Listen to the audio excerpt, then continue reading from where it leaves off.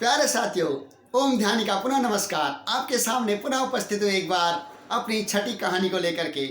5 कहानियाँ पूरी होगी, मैं छठी कहानी को लेकर के उपस्थित हूँ। कहानी का शीर्षक है एक ऐसा आदमी जिसने मौत को भी धोखा दे दिया, परंतु प्रशंसा के तीर सुनते ही हो गई गड़बड़। आशा करता हूँ आप सभी लोग ठीक होंगे। मैं कहानी शुरू करता हूँ।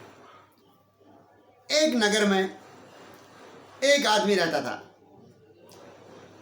घर में सब सही चल रहा था, मम्मी पापा बच्चे लोग थे, सब कुछ परिवार सही चल रहा था, खुशहाल परिवार था।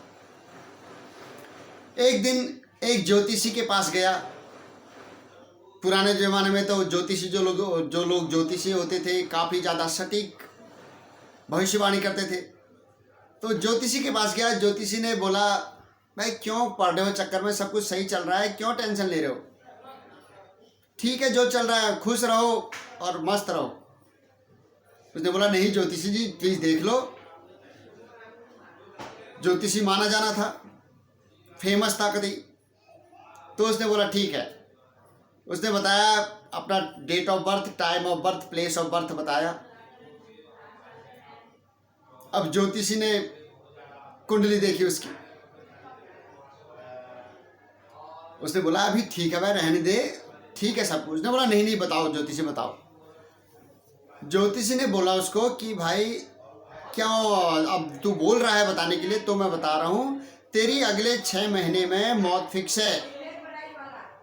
जो मौत है आपकी 6 महीने में होगी, ये फिक्स है। और काफ़ी जब मौत होगी तो काफ़ी देवता लोग और सब लोग वहाँ पे एकत्रित होंगे और काफ़ी अच्छी जगह आपकी मौत होगी। अब वो बेचारा टेंशन में, मोटापा था उसका शरीर, अब वो धीरे धीरे करके परेशान हो गया। फिर सोच रहा था छोड़ो यार, ये सही बात थोड़ी होती है, एक ने बता दिया तो सही थोड़ी होता है। तो उसी गांव में कुछ समय बाद एक बड़ा ज्योतिषी आया, शहर से एक ज्योतिषी आया।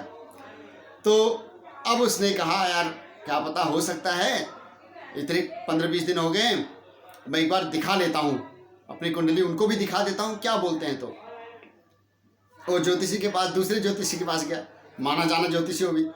उसने बोला सर मेरी कुंडली देखिए, पंडित जी कुंडली देखिए और ये बताइए कि कैसा है, सब कुछ ठीक है? तो उन्होंने भी देखी। उन्होंने बोला यार तुम्हारी तो मृत्यु है 6 महीने में फिक्स है। तो उन्होंने बोला मैंने भी एक ज्योतिषी को दिखाया था पहले और उन्होंने बोला था कि मृत्यु फिक्स है। तो उन्होंने बोला अब मैं क्या कर सकता हूँ? तो प्रभु का भजन कर और राम राम जपो। उसने बोला कोई तो उपाय होगा मृत्यु से बचने का। उसने बोला चलो मैं तुमको उपाय बता देता हूँ, यदि कारीगर हो गया तो अच्छी बात है, यदि नहीं हुआ तो फिर मैं उसमें कुछ नहीं कर सकता हूँ। ज्योतिषी ने पूछा आप करते क्या हो? उसने बोला मैं एक मूर्तिकार हूँ और मैं बहुत ही अच्छी मूर्तियाँ बनाता हूँ। मूर्ति में ऐसा लगता है जैसे कि साक्षात इंसान बना रखा होगा। और मेरी मूर्तियाँ जो है शहर में जाती हैं और सब लोग अप्रिशिएट करते हैं उस चीज़ को, सब लोग मेरी प्रशंसा करते हैं मूर्तियों की। तो उसने बोला ठीक है, तो मैं जो उपाय तुमको बता रहा हूँ वो उपाय तुम करो। अब जो उपाय उन्होंने बताया, उन्होंने बोला एक काम कर, तुम अपने जैसी 8 मूर्तियाँ बनाओ, सेम टू सेम। ऐसा लगना चाहिए कि एक भौवे की बाल तक का भी अंतर नहीं होना चाहिए, सर में भी वैसे ही बाल होने चाहिए जैसे तुम्हारे हैं, मतलब सेम टू सेम होना चाहिए, हर चीज़ सेम टू सेम होनी चाहिए। और उनको भी ऐसे ही कपड़े पहनाना जैसे तुमने मृत्यु के दिन पहनने हैं। अभी तुम्हारे पास 4-5 महीने हैं, तुम तब तक बनाओ। ओ इंसान लग गया काम में। 6 महीने बाद मृत्यु थी, 5 महीने में मूर्तियाँ तैयार हो गई और जैसे बिल्कुल सेम टू सेम बना दी उसने। उनको कपड़े पूरे हुए, एक बढ़िया सी ड्रेस पहना के सभी 8 को ड्रेस बना दी। पंडित जी ने बोल दिया कि तुम 8 जो है 4 इधर से मूर्तियाँ रखना अपनी जैसी, 4 मूर्तियाँ इधर से रखना और आप बीच में वैसी तरह से खड़े हो जाना और योगा का भी ध्यान करो, सांस रोकने का भी जरा सा ध्यान दो उस चीज में, और सांस रोक रोक के भी लंबी सांस लेना शुरू कर दो। अब 6 महीने पूरे हो गए। उसी दिन, मृत्यु के दिन सवेरे सवेरे उसने मूर्ति वो लगा दी, मूर्तियाँ सेट कर दिया और बीच में खड़ा हो गया। अब यमराज के दूत आगे, क्योंकि टाइम तो फिक्स है, पहुंचे।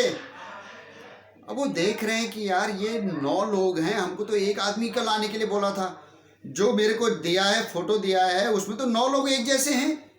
वो कंफ्यूज हो गए, कह रहे किसको ले जाऊं? सबके कपड़े सेम है, सबके चेहरे सेम है, स्माइल सेम है, मैं कैसे उठाऊं, किसको ले जाऊं? यदि किसी गलत आदमी को ले जाऊंगा तो गड़बड़ हो जाएगी। वो वापस गए यमराज के पास कि यमराज जी ऐसा ऐसा है, वहाँ पर 9 लोग हैं, आपने तो एक लोग का, एक आदमी का दिया था, वहाँ तो 9 आदमी सेम है, कोई अंतर ही नहीं है कुछ। वो चक्कर में पड़ गए। यमराज ने कहा कभी ऐसा होता है कि 9 आदमी एक जैसे हैं? कुछ तो अंतर होगा। उन्होंने बोला चलो आप मेरे साथ चलो, आपको विश्वास नहीं हो रहा, तो यमराज को भी नीचे लाया।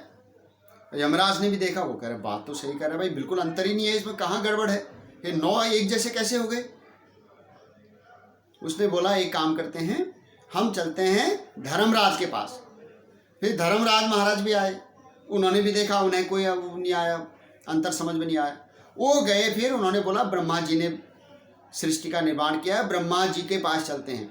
ब्रह्मा जी के पास के कि ब्रह्मदेव 9 लोग एक जैसे हैं, मृत्यु का समय होने वाला है। मेरे जो दूत थे वो गए थे वहाँ और उनको कोई अंतर नहीं आया, फिर बाद में मैं भी गया, कोई अंतर समझ में नहीं आया, किसको उठाऊं? मृत्यु तो इसकी फिक्स है। अब ब्रह्मदेव ने कहा कभी ऐसा होता है? मैं 2 एक जैसे नहीं बनाता, बिल्कुल शकल सूरत, इवन फिंगरप्रिंट्स तब भी चेंज होंगे। उन्हें बोला कुछ भी चेंज नहीं हो रहा है उनका, सब कुछ एक जैसा ही है। ब्रह्मदेव आए, ब्रह्मदेव परेशान, कह रहे यार ये कैसे हुआ? इस बात को सुनकर के देव लोग आने लग गए, देवदूत आने लग गए, देखने लग गए कि 9 एक जैसे कतई। उसके बाद उन्होंने बोला कि इसको तो एक ही चीज, एक ही भगवान बचा सकते हैं, भगवान विष्णु। सभी लोग भगवान विष्णु के पास गए और भगवान विष्णु को भी सेम बात बताई। भगवान विष्णु को कहा प्रभु बहुत गड़बड़ हो गई है, धरती मृत्यु लोक में काफ़ी गड़बड़ हो गई है, एक जैसे 9 लोग हैं और एक को हमने एक की मृत्यु फिक्स है, बाकी लेकिन 9 लोग जो हैं एक जैसे हैं, उनमें किसको मारना है समझ में नहीं आ रहा है। आए विष्णु भगवान को भी लेके आ गए सभी लोग। अब विष्णु भगवान ने कहा रुको देवताओं, रुको, सब चुप रहो, मेरे को लगाने दो हिसाब। विष्णु भगवान ने मूर्तियों के चक्कर लगाए, 4 चक्कर परिक्रमा की, सभी लोगों को उसकी गौर से देखा। अब विष्णु भगवान ने बोला वाह भाई वाह, इस मृत्यु लोक में यहाँ तो जिस मूर्तिकार ने भी ये बनाया है वो तो विश्वकर्मा को भी पीछे छोड़ दिया है, क्योंकि भगवानों का तो विश्वकर्मा जी करते हैं, मकान बनाते हैं, विश्वकर्मा मूर्तिकार हैं, विश्वकर्मा भगवान के साक्षात, मतलब सब कुछ भगवान विश्वकर्मा जी करते हैं। तो उन्होंने बोला इस इंसान ने तो विश्वकर्मा जी को भी पीछे छोड़ दिया, ऐसा इंसान हमें मिल जाए तो हम तो, राष्ट्रपति पुरस्कार क्या होता है धरती पर, बड़े से बड़ा गिनीज बुक में क्या होता है, या हम तो खुद उसको काफी इज्जत देंगे, काफी रिस्पेक्ट करेंगे। और ये तो हम तो सभी देवता हैं, देखो देव लोग आ रखे हैं सब, ऐसे ऐसी काफी प्रशंसा कर दी उस मूर्तिकार की जिसने भी ये मूर्तियां बनाई हैं। अब वो मूर्तिकार प्रशंसा के उसमें भूल गया कि मेरी मौत सामने खड़ी है, क्योंकि पंडित जी ने तो टाइम बता दिया था। अब वो मूर्तिकार जो है मन में सब कुछ भूल गया कि मेरी मौत आज सामने खड़ी है। प्रशंसा का तीर ऐसा होता है, जब प्रशंसा होती है तो हर कोई भूल जाता है कि क्या, उतावला हो जाता है उस चीज में। तो वैसे ही मूर्तिकार खड़ा आगे आ गया और बोला प्रभु जी मैंने बनाई है मूर्तियां सब, मैं ही काश्तकार हूं और मैंने बनाई है। भगवान जी ने भगवान विष्णु खुश हो गए, कहा यमराज जी आपका शिकार है। फिर क्योंकि मृत्यु तो फिक्स थी, तुरंत उसकी मृत्यु हो गई। तो ये मेरे कहने का अर्थ ये है कि इस कहानी का जो मोटिव है कि प्रशंसा के भाव, प्रशंसा के शब्दों में ऐसे मत बहो कि आप भूल जाओ कि क्या आपके लिए सही है, क्या आपके लिए गलत है। ज़्यादा प्रशंसा किसी ने की तो अपने को कंट्रोल करना उस समय। और जैसे इस मूर्तिकार ने प्रशंसा में अपनी मौत के डर से जो छुपा हुआ था मूर्तियों के बीच में, वो भूल गया कि मेरी तो मौत सामने खड़ी है, मैं क्यों बोलूं। लेकिन उसने तुरंत जवाब दिया कि मैंने बनाई है मूर्तियां, और आगे आके खड़ा हो गया। तो प्यारे भक्तों, प्रशंसा के शब्दों में मत बहो और प्रभु का भजन करते रहो। मैं यही चाहता हूं कि सनातन धर्म को आगे बढ़ाओ और शाम सवेरे पूजा करो घर में, और भक्तिपूर्वक प्रभु का भजन करो।